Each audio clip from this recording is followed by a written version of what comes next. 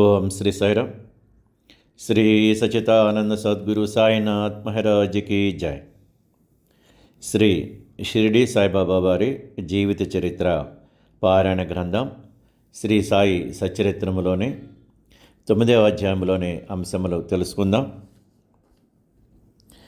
గ్రంథ రచయిత శ్రీ హేమాడ్ పంత్ వారు ఇలా తెలియజేస్తున్నారు. షిరిడి యాత్ర యొక్క లక్షణములు. షిరిడి సందర్శనములోని ఒక ప్రత్యేకమైన విశేషమేమన్నా, శ్రీ సాయిబాబారి అనుమతి లేనిదే ఎవరునూ షిరిడి విడువలేకుంటరి. బాబా అనుమతి లేక ఎవరైనాను షిరిడి విడిచినచో వారు ఊహించని కష్టములు కొని తెచ్చుకున్నవారు కూర్చున్నారు. బాబా ఎవరినైనా బయలుదేరుడని సెలవిచ్చిన తర్వాత ఇక షిరిడీలో ఉండరాదు. సెలవు తీసుకున్నట్టుకు బాబా వద్దకు భక్తులు పోయినప్పుడు బాబా వారికి సృష్టముగానో లేక సూచనప్రాయముగానో కొన్ని సలహాలను ఇచ్చుచుండేవారు. బాబా ఆదేశానుసారము నడిచి తీరవలను. వ్యతిరేకంగా పోయినచో ప్రమాదములేవో తప్పక వచ్చుచుండేవి.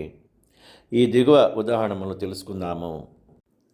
శ్రీ సాయిబాబా వారికి ప్రియమైన భక్తుడు తాత్యా కోతే పాటిల్ అను భక్తుడు ఉండేవారు.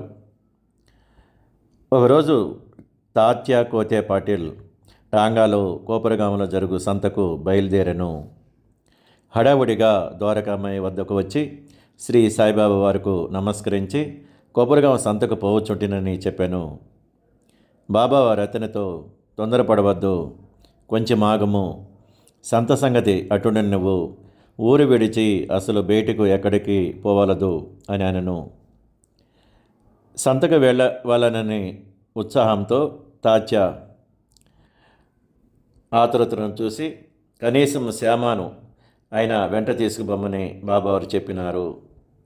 బాబా మాటలను ఆ భక్తుడు తాత్యా పాటిల్ లెక్క చేయక హుటాహుటిన టాంగానికి కోపరగాం బయలుదేరాను.